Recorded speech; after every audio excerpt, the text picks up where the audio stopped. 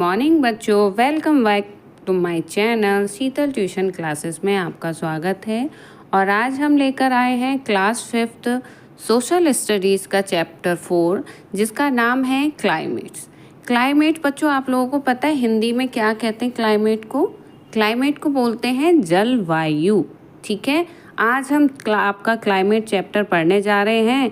इस चैप्टर के अंदर देखिए लर्निंग आउटकम्स, यहाँ पर एक कॉलम बना हुआ है। इसके अंदर बताया गया है कि आपके चैप्टर में हमें कौन कौन से टॉपिक क्लियर करने हैं, समझने हैं। ठीक है, तो स्टार्ट करते हैं हम अपने चैप्टर को।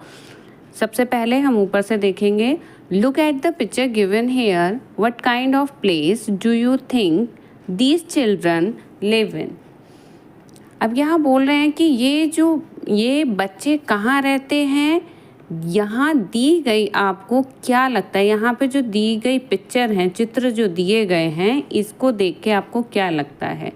तस्वीरों को देखें और दी गई सूची के बारे में बताइए। Choose the right words from the given list and write them below the pictures.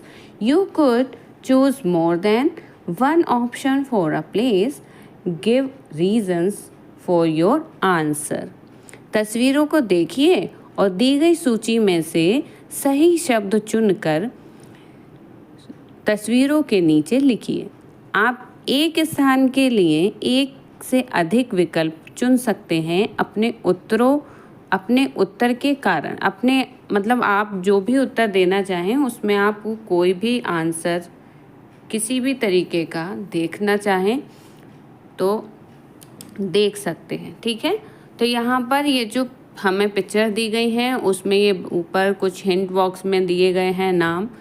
ठीक है, तो ये बताना है आपको कि यहाँ पिक्चर में क्या दिख रहा है। यहाँ रेनी हो रहा है या वेट हो रहा है, तो हम क्या लिखेंगे? वेट लिख सकते हैं क्योंकि ये गीला हो रहा है। यहाँ पर कोल्ड हो रहा है बहुत ज़्यादा, या हॉट हो रहा है, ये आप बताएंगे और ये वाले भी आप बताएंगे। ठीक है, स्टार्ट करते हैं। हमारा लर्निंग आउटकम्स है कि by the end of this chapter you will be able to. Number 1 है explain what weather and climate are the differentiate between them, explain the factors and determine climates. Next है name the 3 heat zones of the earth and differentiate between them. तो पहले हम पढ़ लेते हैं ऊपर हमारा जो लिखा है उसके बारे में। इस अध्याय के अंत तक, मतलब इस पाठ के अंत तक आप निम्न कार्य करने में सक्षम हो जाएंगे। ये जब चीज़ें हम टॉपिक पढ़ेंगे ना तो आपको समझ में आ जाएगा कि हमारा चैप्टर क्या कह रहा है, हमें कैसे कैसे कौन से काम करने चाहिए। ठीक है, पहला है explain what weather and climate are and differentiate between them.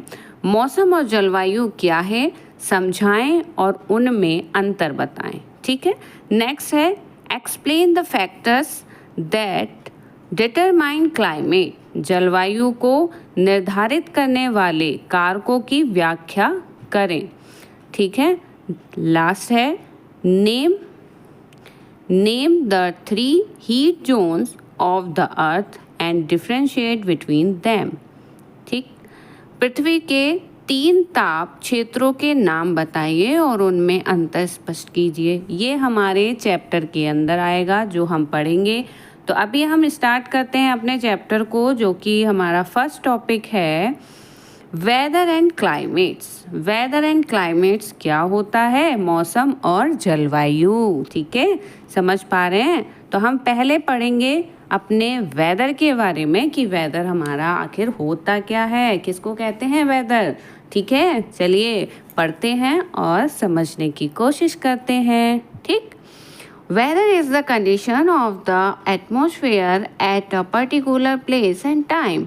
For example, today might be a cold and rainy day where you live. Will tomorrow might be a bright and sunny day. Weather can change from day to day and even from hour to hour. देखिए, इसमें बता रहे हैं कि मौसम किसी विशेष स्थान और समय पर वायुमंडल की स्थिति को दर्शाता है। उदाहरण के लिए आज आपके क्षेत्र में ठंड और बारिश का दिन हो सकता है, जबकि कल धूप खिली हो सकती है। मौसम दिन प्रतिदिन और यहाँ तक कि घंटे घंटे में भी बदल सकता है, हर घंटे में भी बदल सकता है। ठीक है। दूसरी तरफ दिया है हमारा क्लाइमेट्स। क्लाइमेट्स में पढ़ते हैं हम, climates on the other hand is the average weather condition of a place over a period of at least 30 years. For example, the climates in the Himalayan region is very cold during most months of the year. The climates in and around Chennai is warm and humid, whereas it is hot and dry in the Thar desert. दूसरी ओर जलवायु किसी स्थान की कम से कम 30 वर्षों की अवधि की औसत मौसम स्थितियों को दर्शाता है। ठीक है। उदाहरण के लिए हिमालयी क्षेत्र में वर्ष के अधिकांश महीनों में बहुत ठंड रहती है, बट चेन्नई और उसके आसपास के मौसम गर्म रहते हैं और वहाँ पर आर्द्र है, जबकि थार रेगिस्तान में यह गर्म और शुष्क रहता है। ठीक है, समझ पा रहे हैं आप। नेक्स्ट है फैक्टर्स एफिशिएटिंग क्लाइमेट्स। ठीक है।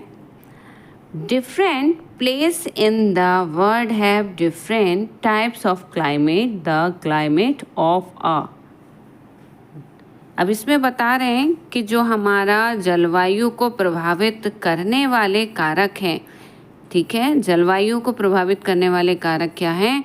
Different place in the world have different types of climates. दुनिया के अलग अलग हिस्सों में अलग अलग तरह की जलवायु पाई जाती हैं। एक स्थान की जलवायु अलग होती है। The climate of a dash. तो यहाँ पर हमने अभी पढ़ा कि जहाँ मौसम जो है, कहीं भी जलवायु हमारी चेंज हो जाती है, तो बता रहे हैं कि place affect the lives of people living there in many ways. The clothes people wear, the food they eat and the types of houses they live in are all affected by climates. The types of trees that grow in a place and the kind of soil found in a place are also affected by climates. किसी भी स्थान का वहाँ रहने वाले लोगों के जीवन पर कई तरह के प्रभाव पड़ते हैं। लोग जो कपड़े पहनते हैं, जो खाना खाते हैं और जिस तरह के घरों में रहते हैं, ये सब जलवायु प्रभावित होते हैं। किसी स्थान पर उगने वाले पेड़ों की प्रजातियां और वहाँ पाई जाने वाली मिट्टी की प्रजातियां भी जलवायु से प्रभावित होती है। ठीक है। नेक्स्ट दिया है इन्होंने, some of the main factors the determine the climates of a place are latitude or distance from the equator, height above sea level, distance from the sea, winds and the amount of moisture in the air. किसी स्थान की जलवायु को निर्धारित करने वाले कुछ मुख्य कारक अक्षांश या भूमध्य रेखा से दूरी, समुद्र तल से ऊंचाई, समुद्र से दूरी, हवाएं और हवा में नमी की मात्रा है और कुछ नहीं। किसी भी स्थान की जलवायु निर्धारित करती है कि वहाँ का जो पानी है, वहाँ का कौन सी जगह पर वो है। अगर वो अक्षांश रेखा के आसपास रहते हैं तो उनका मौसम, उनके शहर का, उनकी जगह का मौसम अलग होगा। अगर भूमध्य रेखा के पास रहते हैं, उससे आगे रहते हैं, तो उसका मौसम अलग रहता है। ठीक है। नेक्स्ट पढ़ते हैं, latitude distance from the equator, the earth gets heated by the rays of the sun falling on it. Look at the given diagram, it shows the same number of rays from the sun falling at different parts of the earth surface. अब ये कह रहे हैं कि जो अक्षांश भूमध्य रेखा से दूरी है हमारी, सूर्य की किरणें पृथ्वी पर पड़ने से पृथ्वी गर्म हो जाती है। दिए गए चित्र को देखिए और इसमें दिखाया गया है कि सूर्य से आने वाली जो किरणों की संख्या है पृथ्वी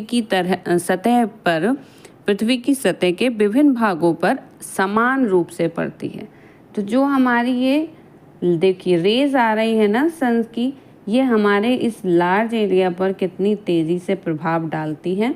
as you can see the rays are direct और vertical at the equator and the slanting closer to the pole. The slanting rays have to heat up a large area of the Earth's surface than the direct rays. Hence, placed near the equator receive more heat and get heated more than placed near the poles. अब हमारे इसमें ये बता रहे हैं कि जैसा कि आप देख सकते हैं कि भूमध्य रेखा पर किरणें सीधी और ऊर्ध्वाधर होती हैं और ध्रुवों के पास तिरछी हो जाती हैं। तिरछी मतलब इस तरह की स्लाइडिंग हो जाती है। तिरछी किरणों को सीधी किरणों की तुलना में पृथ्वी की सतह से अधिक क्षेत्र को गर्म करना पड़ता है। इसलिए भूमध्य रेखा के निकट के स्थानों को ध्रुवों के निकट स्थानों की तुलना में अधिक ऊष्मा प्राप्त होती है और वे अधिक गर्म होते हैं। इस तरह की जो पिक्चर दी गई है इसमें हमें पता चल जाएगा कि हमारे जो लाइंस हैं, जो हमारी स्लाइडिंग लाइंस हैं, उनके बारे में भी और क्लाइमेट्स के बारे में भी। आपने कभी देखा होगा कि इस तरीके का जो दक्षिण समशीतोष्ण क्षेत्र होता है, ये जो साउथ का हमारा जो टेम्परेट करने का जोन जो है, इसके बारे में हम अगर पढ़ेंगे तब आप समझ पाएंगे। ठीक है, तो नेक्स्ट पढ़ते हैं। Also the sun's rays have to travel a greater distance through the air at the poles than at the equator, losing a lot of their heat to the clouds. Water vapor and dust present in the air in the process. Different parts of the earth therefore receive different amounts of heat from the sun. Depending on the amount of heat received, there are three climates or heat zones on the earth. These are the यहाँ देखिए हमारे तीनों climates के बारे में बताया गया जो हमारे अर्थ पर होते हैं। These are the torrid zone and the temperate zones and the जो हमारे फ्रिज्ड जोन होता है उसके बारे में बताया। ठीक है, तीनों जोन के बारे में यहाँ पर बताया गया है साफ साफ।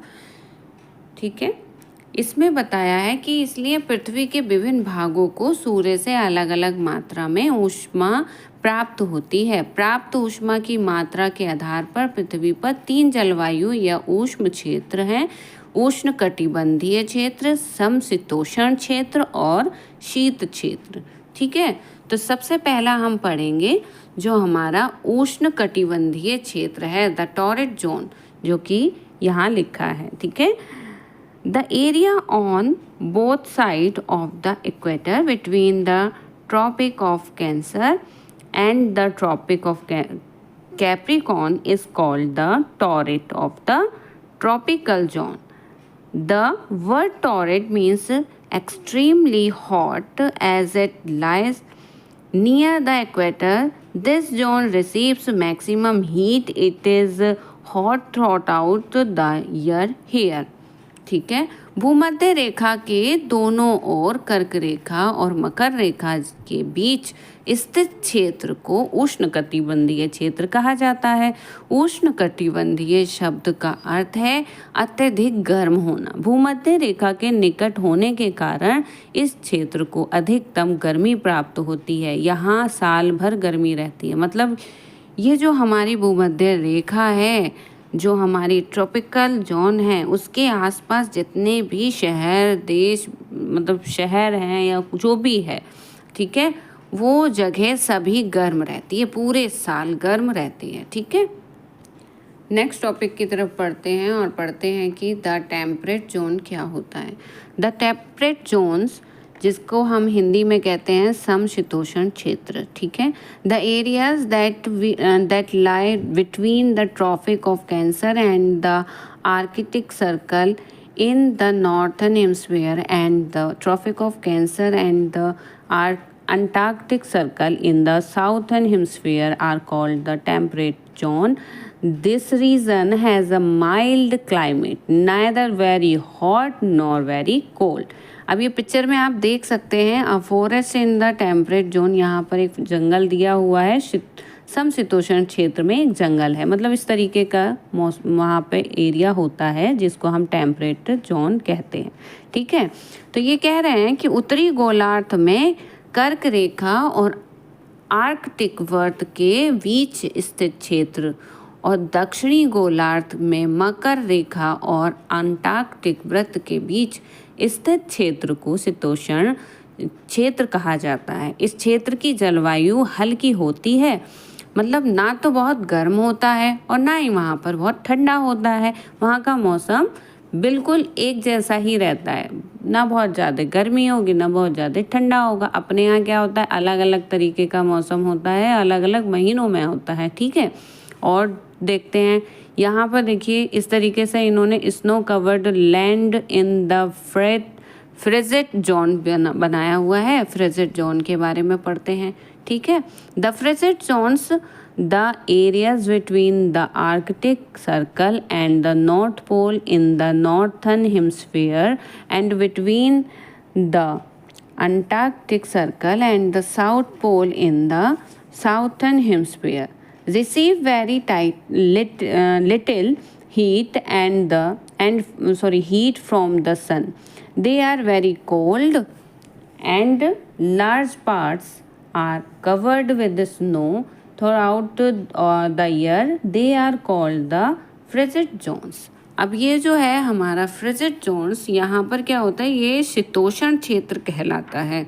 शीतोष्ण क्षेत्र का मतलब होता है जो हमारे एकदम ठंडे क्षेत्र होते हैं। शीतोष्ण क्षेत्र मतलब एकदम ठंडे। उत्तरी गोलार्ध में आर्कटिक वृत्त और उत्तरी ध्रुव के बीच तथा दक्षिणी गोलार्ध में अंटार्कटिक वृत्त और दक्षिणी ध्रुव के बीच स्थित क्षेत्रों को सूर्य से बहुत कम ऊष्मा प्राप्त होती है, ठीक है। ये क्षेत्र अत्यंत ठंडे हवाओं से होते हैं, वहाँ पे मतलब बहुत ज़्यादा ठंडी ठंडी हवाएं चलती हैं, ठीक है। वहाँ ठंडी हवाएं चलती हैं और इनका जो बड़ा भाग बर्फ पूरे साल भर बर्फ से ढका रहता है। इन्हें शीत क्षेत्र बड़ी मात्रा में कहा जाता है, मतलब इनको जो है फ्रिजिड जोन कहा जाता है क्योंकि यहाँ पर बहुत ज़्यादा ठंड पड़ती है और बर्फ़ जमी रहती है, ठीक है। नीचे दिया है उसके बारे में पढ़ते हैं। अब पढ़ते हैं हम अल्टीट्यूड और हाइट अबव सी लेवल, जो कि हमारा टॉपिक है, ठीक है। If a hilly area and a plain lie at the same distance from the equator, the hilly area will be cooler than the plains. This is because the higher we go the cooler it becomes. This is why the peaks of high mountains are covered with the snow throughout the year. Thus, the higher a place is from sea level, the cooler is its climates. समुद्र तल से जो ऊंचाई है या उसकी ऊंचाई के बारे में बता रहे हैं यहाँ पर। यदि किसी पहाड़ी क्षेत्र और मैदानी क्षेत्र भूमध्य रेखा से समान दूरी पर स्थित हो तो पहाड़ी क्षेत्र मैदानी क्षेत्र की तुलना में अधिक ठंडा रहेगा। इसका कारण ये है कि जैसे जैसे हम ऊपर जाते हैं ठंड बढ़ती जाती है। यही कारण है कि ऊंचे पहाड़ों की चोटियां साल भर बर्फ से ढकी रहती हैं। अतः समुद्र तल से कोई स्थान जितना अधिक ऊंचा होता है उसकी जलवायु उतनी अधिक ठंडी होती है। मतलब यहाँ बता रहे हैं कि ये जितने भी माउंटेन की जो ऊंचाई है, चोटी है, उसकी जो ऊंचाई है वो जितनी ऊंची होगी वो उतना ठंडा होगा, ठीक है। समझ रहे हैं ना आप। यहाँ पे देखिए इस तरीके का temperature falls with the increasing altitude दिया हुआ है, जो कि बता रहा है कि अगर नीचे है तो कितने 30 डिग्री सेल्सियस है, और उससे थोड़ा ऊपर जाएंगे तो 23.5 डिग्री सेल्सियस, उससे ऊपर 17 डिग्री सेल्सियस, और लास्ट में जब हम सबसे ऊपर जाएंगे तो 10.5 डिग्री सेल्सियस होता है। ठीक है, यहाँ पिक्चर क्लियर कर रही है, आपको समझ में भी आ गया होगा। डिस्टेंस फ्रॉम द सी, अब इसमें बोल रहे हैं जो हमारा डिस्टेंस है हमारे सी से, समुद्र से दूरी की जो दूरी है वो उसके बारे में इन्होंने बताया है। ठीक है, weather heats up and cools slower than land, this affects the climates of place near the sea. They are warmer in winter and cooler in summer than places far away from the sea. So places that lie near the sea have a moderate climates, neither too hot nor too cold, while places that lie far island generally have an extreme climate with the very hot summers and cold winter. For example, Mumbai has a more moderate climates than Delhi. देखिए अब ये बोल रहे हैं कि जो समुद्र से दूरी पर होते हैं ना, पानी ज़मीन की तुलना में धीरे धीरे गर्म हो और ठंडा होता है। इसका असर समुद्र के किनारे बसे स्थानों की जलवायु पर पड़ता है। समुद्र से दूर बसे स्थानों की तुलना में समुद्र के किनारे बसे स्थानों में सर्दियों के मौसम में, सर्दियों में क्या होता है, गर्म और गर्मियाँ ठंडी होती हैं, मतलब गर्मियाँ होती हैं, गर्म मौसम होता है यहाँ पर जो समुद्र के किनारे बसे स्थान होते हैं ना, उस स्थानों में सर्दियाँ जब होती है ना तो वो भी गर्म होती हैं और गर्मियाँ ठंडी हो जाती हैं। इसलिए समुद्र के पास बसे स्थानों की जलवायु मध्यम होती है, ना ज़्यादा गर्म होता है ना ही ज़्यादा ठंडा होता है। जबकि समुद्र से दूर अंतर्देशीय स्थानों की जलवायु आमतौर पर चरम होती है, जहां गर्मियां बहुत गर्म और सर्दियां बहुत ज़्यादा ठंडी होती हैं। उदाहरण के लिए बताएं तो मुंबई की जलवायु दिल्ली की तुलना में अधिक मध्यम है। ठीक है, मुंबई और दिल्ली का जो क्लाइमेट्स है ना, वो हमें बता देता है कि हमारा क्लाइमेट्स कैसा है और हमारे यहाँ कैसे कैसे मौसम बदल जाता है। अभी हमने पढ़ा था डिस्टेंस फ्रॉम द सी, अब हम आगे का पढ़ते हैं। देखिए यहाँ पर इन्होंने दिया है do and learn measuring the outside temperature. हम चेक करेंगे कि हमारे बाहरी तापमान कैसे हम मापते हैं, टेम्परेचर को कैसे चेक करते हैं। ठीक है, तो यहाँ पर ये बताया गया है कि हमें कैसे चेक करना चाहिए और कौन हमें सिखा सकता है। A thermometer is an instrument used to measure temperature. Thermometer एक ऐसा उपकरण है जिसका उपयोग तापमान को मापने के लिए किया जाता है। ठीक है, It tells us how hot or cold a thing or a place is. यह हमें बताता है कि कोई वस्तु या स्थान कितना गर्म है और कितना ठंडा है। Request your teacher to bring a thermometer to measure atmospheric temperature to the class and teach you to read it. आपके शिक्षक से अनुरोध करें कि वे झोम कक्षा में, मतलब अपनी क्लास में वायुमंडलीय तापमान को मापने के लिए एक थर्मामीटर लाएं और आपको उसे पढ़ना सिखाएं। Place the thermometer outside in a shady place away from direct sunlight. Take temperature reading at every hour and write them down in your notebook. Then fill in this table. ये जो table दी है ना, इसके अंदर फिर fill करना है। ये कह रहे हैं कि थर्मामीटर जो होता है ना, थर्मामीटर को बाहर किसी छायादार जगह पर रखें, सीधी धूप से दूर हर घंटे तापमान को मापें और उसे अपनी नोटबुक में लिखें। फिर इस तालिका से भरें। इस तालिका में इस तरीके से भरना है। इस तरह से आपको एक जो है टेबल बनानी है, उसको फिल करना है। टेम्परेचर एट 9 AM, सुबह का टेम्परेचर चेक करना है, इन्होंने बोला है। ठीक है। Temperature when you we are leaving from home for home, घर लौटते समय का तापमान कितना था। How did the temperature change during the day, दिन के दौरान तापमान में क्या परिवर्तन हुआ, ये भी देखें। What was the warmest time of the day, दिन का सबसे गर्म समय कौन सा था, ये भी उस थर्मामीटर की वजह से, उसकी हेल्प से जब हम मापेंगे तो हमें पता चल जाएगा। Discuss your finding with your classmates. Why does the temperature change during the day, think and answer. अपने निष्कर्षों पर सहपाठियों के साथ चर्चा करें। सहपाठियों के साथ मतलब अपने क्लास में जो बच्चे हैं उनके साथ चर्चा करें। ठीक है। वाई डज द टेम्परेचर, दिन के दौरान तापमान में परिवर्तन क्यों होता है, और सोचिए और उसके उत्तर दीजिए। ठीक है। नेक्स्ट टॉपिक है हमारा winds. Winds may be hot, cool, dry or full of moisture depending on where they come from.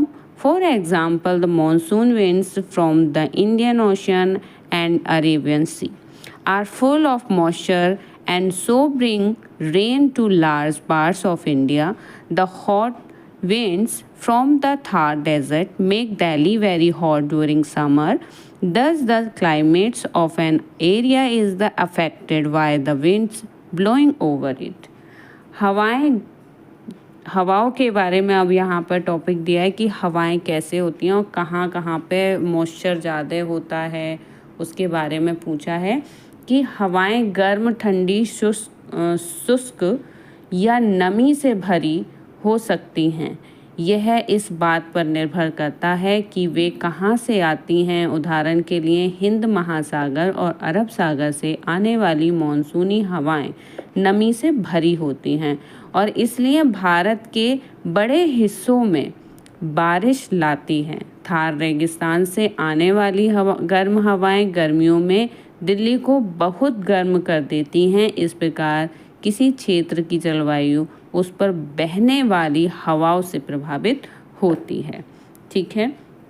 यहाँ पर दिया गया है कि जो हमारा स्ट्रॉन्ग विंड्स है ना, strong winds continents by rain, जो हमारे बारिश के साथ तेज़ हवाएं चली, उसके बारे में देखो इन्होंने पिक्चर दिखा रखी है इस तरीके की।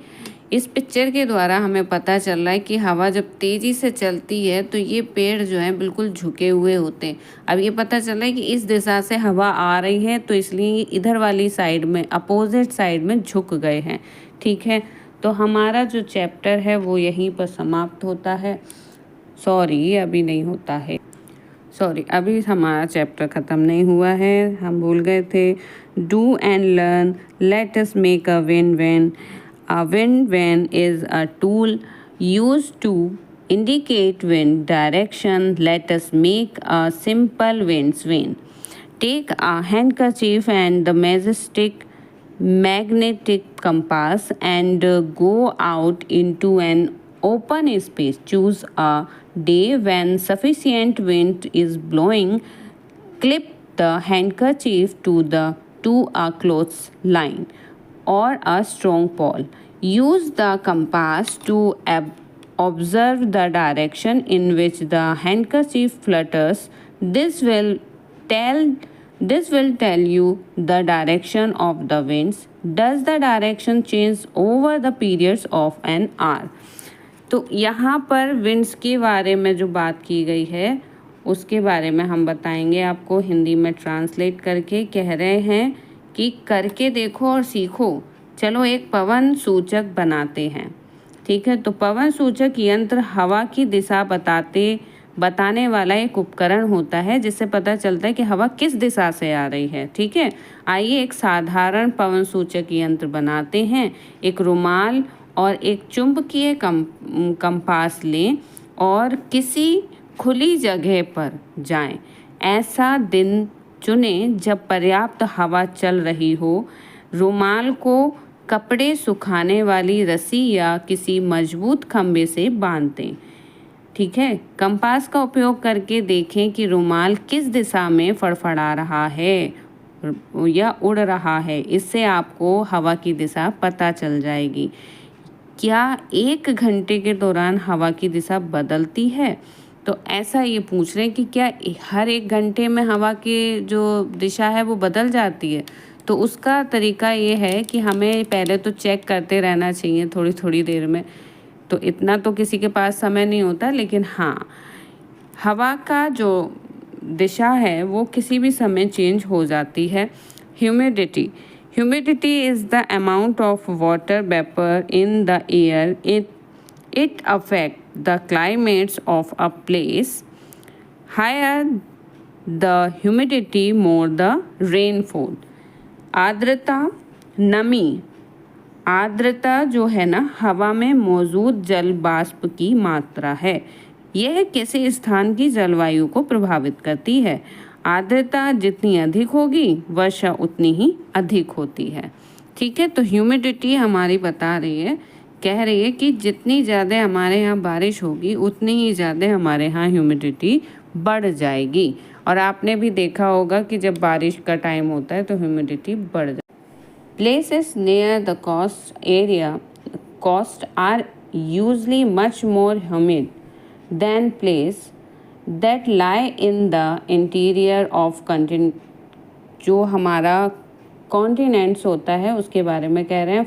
far away from water bodies, they therefore receive more, ठीक है, they receive more rainfall than places in the interior। Deserts are formed in places where there is very little humidity and so very little rain throughout of the day। ठीक है। तो इन्होंने हमें बताया कि जो जैसे कोई महाद्वीपों के भीतरी हिस्सों में जल स्रोतों से दूर स्थित तटीय क्षेत्रों की तुलना में आमतौर पर स्थित नमी अधिक नमी होती है। जैसे कि कोई महाद्वीप का एक हिस्सा है और महाद्वीप के थोड़ा सा दूरी पे कोई स्थित है तटीय क्षेत्र, वहाँ पर आमतौर पर अधिक नमी होती है। इसलिए इन क्षेत्रों में भीतरी हिस्सों की तुलना में अधिक वर्षा होती है। रेगिस्तान उन स्थानों पर बनते हैं जहाँ साल भर बहुत कम नमी और इसलिए बहुत कम वर्षा होती है। ठीक है। तो मुझे आशा है कि ये चैप्टर आपको समझ में आया होगा और मैं जो भी छोटी छोटी मेरे से मिस्टेक हुई है उसको इग्नोर करिएगा, क्योंकि कभी कभी ऐसा होता है कि हम पढ़ रहे हैं, बोल रहे हैं और कोई ना कोई हमें डिस्ट्रैक्ट कर देता है। ठीक है। तो चैनल पर लाइक करिएगा, नए आए हैं तो सब्सक्राइब करिएगा, बेल आइकन दबाना नहीं भूलिएगा और मेरी वीडियो को देखने के लिए अच्छे कमेंट भेजिएगा ताकि मुझे भी मोटिवेशनल मिले कि मैं मोटिवेट हूँ कि मुझे अच्छी वीडियो बनानी है बच्चों के लिए। मिलते हैं नेक्स्ट वीडियो में। Bye bye.